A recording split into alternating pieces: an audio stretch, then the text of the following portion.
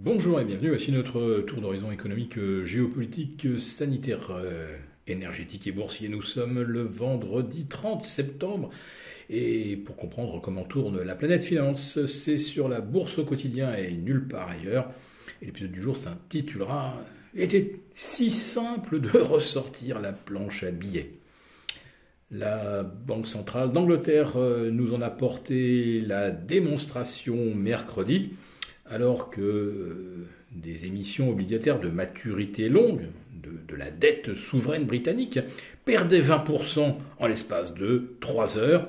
Il a suffi que la Banque centrale d'Angleterre dégaine «je rachète tout» et la crise boursière qui aurait pu devenir à un moment Lehman, peut-être au carré ou au cube, eh bien ça s'est enrayé.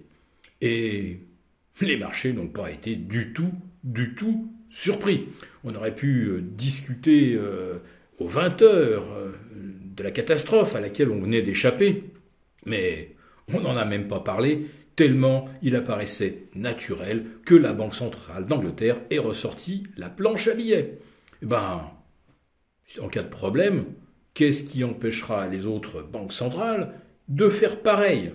Imaginons que d'un seul coup, nos OAT voient leur rendement s'envoler bien au-delà des 3, qu'on monte à 3,50 en une matinée.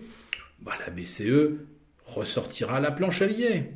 La Fed, confrontée à des chiffres d'inflation qui seraient trop violents, aujourd'hui on a eu l'indice PCE ressorti à plus de 6%, ça n'impressionne plus personne, mais imaginons que demain, ça soit le cas, et qu'il y a une forme d'allergie à un niveau de dette qu'on jugera insoutenable, puisqu'il faut multiplier évidemment le volume de la dette par le taux où on la refinance, et on se dira mais les États-Unis n'ont plus les moyens, les recettes fiscales n'y suffiront pas. Bref, il y a un risque sur les États-Unis, et la Fed n'a qu'à ressortir la planche à billets. Oui, sauf que là, ce ne serait pas sans conséquence, puisque l'inflation est la conséquence directe. On peut toujours se raconter des histoires, mais la vérité, c'est que la conséquence, c'est bien de l'inflation provenant de la profusion monétaire. Cette profusion se stockait dans les marchés financiers depuis quasiment mars 2009.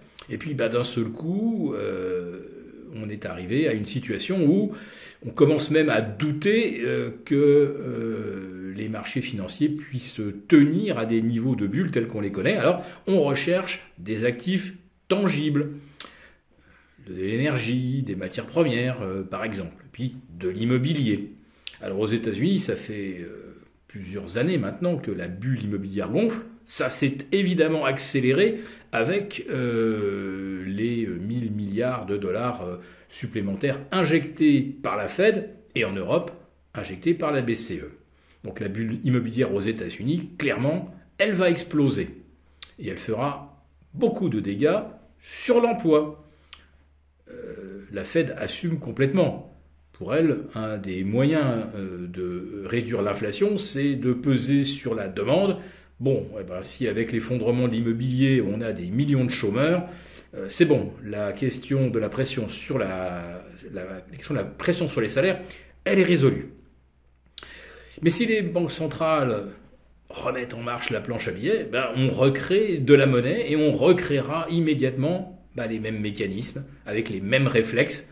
Trop d'argent surgit de nulle part, on va continuer d'acheter du tangible. Et ça refera flamber le pétrole, le gaz, etc. et réalimentera la machine à créer de l'inflation. Autrement dit, les banques centrales sont complètement piégées. Je ne vous apprends rien, naturellement. Sauf que là, on se disait, peut-être qu'en 2023, quand les taux sont trop hauts, les banques centrales feront machine arrière.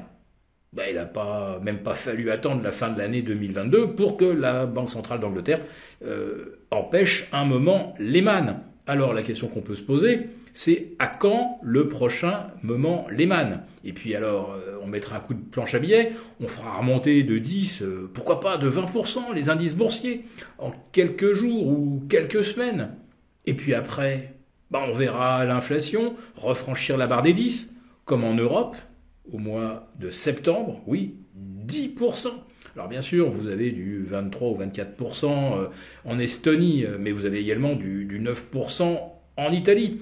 Quant à la France, avec ses 6% ou 5,6% d'inflation, ce résultat-là est obtenu au prix de déficits budgétaires abyssaux. Voilà, ça va nous coûter 100 milliards, peut-être plus, on n'en sait rien. Alors, peut-être un petit espoir quand même, on ne va pas rester dans le négatif, c'est que les Européens s'entendent ce soir pour mettre fin à ce système aberrant de fixation du prix de l'énergie, enfin du kilowatt, à partir de l'unité marginale qui peut atteindre 1 000 $.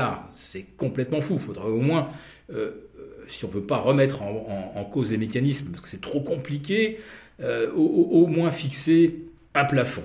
Voilà. Alors c'est peut-être ça qui permet aujourd'hui au CAC 40 de reprendre environ 1%, de refranchir les 5007. Néanmoins, la semaine s'achèvera sur une perte de 1% et surtout le mois de septembre sur une perte de 7,5%.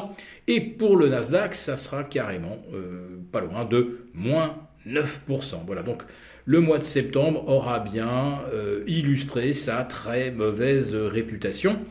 Le début du mois d'octobre pourrait être plus positif pour des raisons techniques, mais je le répète, cet espoir de voir ressurgir la planche à billets, eh bien c'est la promesse de problèmes encore plus sérieux au cours des prochains mois. Si cette vidéo vous a plu, n'hésitez pas à nous mettre un pouce. Très bon week-end à tous.